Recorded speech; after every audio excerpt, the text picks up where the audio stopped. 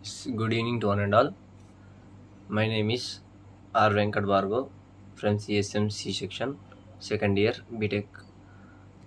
My roll number is 234G1A33I4. That subject is about database management systems. And my topic is deadlock, deadlock in database systems. Our faculty is Mr. P. Veraprakash sir, course code 23CSC 302. CA2 assignment. Let's get into the topic. Deadlock in database systems. And here we can see about the introduction of deadlock in database systems. A deadlock is a situation where two or more transactions are unable to proceed. This is how the deadlock is a situation. It is a situation where the two or more transactions will be unable. That means disabled. And to proceed because they are each waiting for resources held by the other. Deadlocks can cause the systems to hang indefinitely, and it takes less time to the deadlocks can cause systems to hang indefinitely. That means the indefinitely and definitely not, but indefinitely that may cause deadlock systems if not managed by us. As each transaction waits on other, preventing any progress. Understanding and handling deadlocks is crucial for maintaining database performance and consistency. This is how the understanding and handling deadlocks is crucial. That means we can't understand lightly, but we can understand very quickly for maintaining database performance and consistency.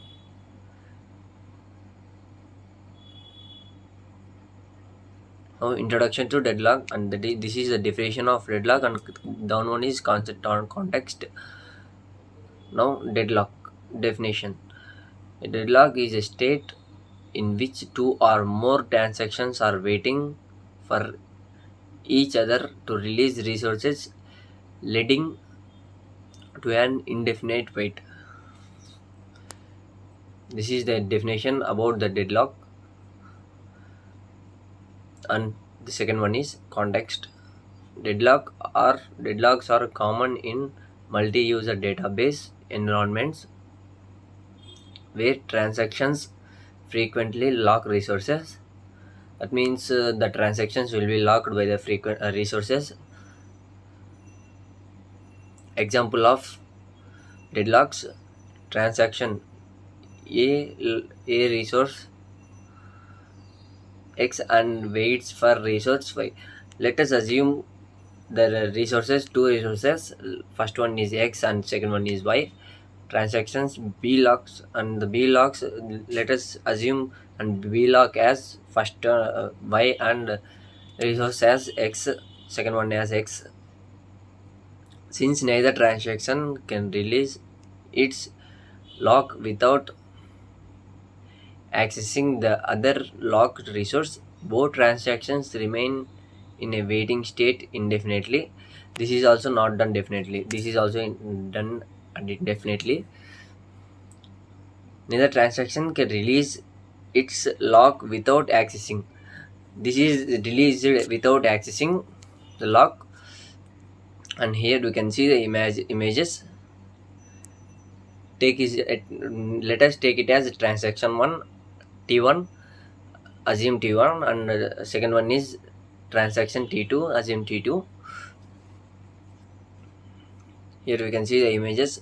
Transaction 1 we can take as student, and transaction 2 we can take as grade. and between the transaction 1 and student there is a hold between for cross multiplication cross 1 in between the transaction 2 and grade middle there will be hold, and between student and grade there is a request. This is about transaction 1 and T1 and T2.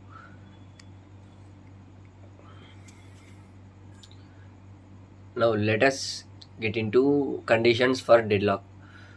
Deadlocks arise only if these four conditions are present. Deadlocks are arise, that means we can arise only four conditions are present, like first one is mutual exclusion, second one is hold and wait, and third one is no preemption, fourth one is circular wait. Now first one, only one transaction can be hold resource. This is the mutual exclusion which holds one transaction and at any given time. It may take any given time. When we give any transaction, it will be resource and hold the transaction. Resources are thus allocated exclusively, meaning they can't be shared by multiple transactions. Means that can be not shared by multiple transactions, but it can share by less transactions, either one or two or three transactions, not multiple transactions. And second one is hold and wait. Transactions holding one or more resources can request additional resources without releasing the resources they are currently hold. Now third one is no preemption. Resources cannot be forcibly taken away from the transaction. That means resources cannot be taken closely, but we can take away from the transaction holding them. A transaction must release the resource volatility. Now fourth one is circular wait. A circular chain, that means a circular chain of transactions exists where each transaction wait for a resource held by the next transaction in the chain. Means that cannot hold by the single transaction, it can be depend upon next transaction of the chain. These four conditions create a deadlock. Means these four conditions will combine and create a deadlock. Is each transaction is waiting indefinitely for other to release resources that cannot be preempted or shared. Now prevention of deadlock. Now deadlock prevention is in a database involves using techniques that ensure at least one or four necessary conditions. Now this is a deadlock prevention which necessary at least one or four techniques. This is the condition for deadlock which takes or involves three or one or four necessary conditions. One is mutual exclusion, and the second one is hold and wait, no preemption, and circular wait cannot occur. These four can't occur in the deadlock prevention. Here are some common strategies to prevent deadlocks. There are two types of common strategies. The first one is order resources, requiring transactions to request resources in a specific order, and it cannot be in different order, and it can be in specific order. Wait die are own wait schemas based on transaction priority, allowing one transaction to proceed or forcing another to wait. Means it cannot go directly, it can be wait for another transaction. Now each of these methods has its own trade offs. but all aim to avoid the conditions that may deadlock possible, keeping the database systems efficient and avoiding indefinite waiting.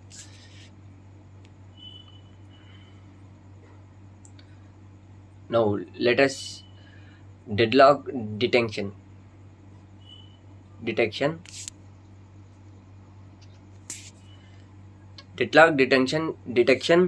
in a database systems involve monitoring the system to definite in identify deadlocks when they occur rather than trying to prevent them or entirely. When a deadlock is detected, the systems can take corrective actions to resolve it. Here, how deadlock detection works and some methods are commonly used. Here, there are two types of commonly used by the deadlocks.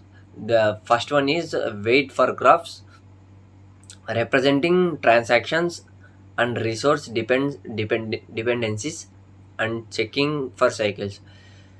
Representing transactions means transactions where they are going and where they are coming by representing by the methods, that means wait for graphs. The second one is transaction rollback, breaking the deadlock by rolling back one or more transactions. It can be not over one or more, or lesser than one.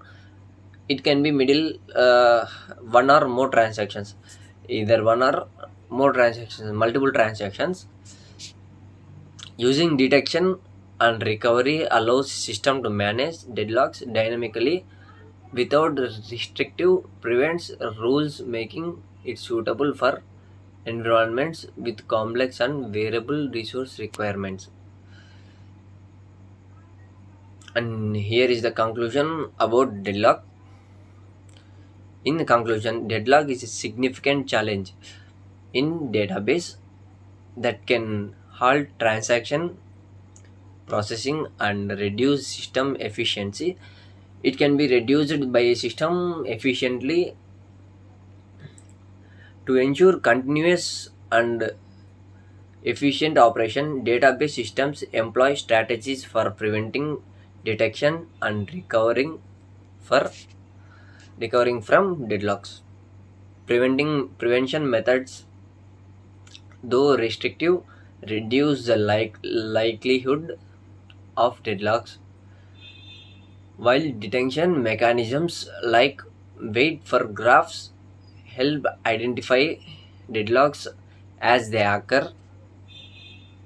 Recovery strategies such as transaction rollbacks resolve deadlocks by freeing up resources. Effectively managing deadlocks is crucial for optimizing resource.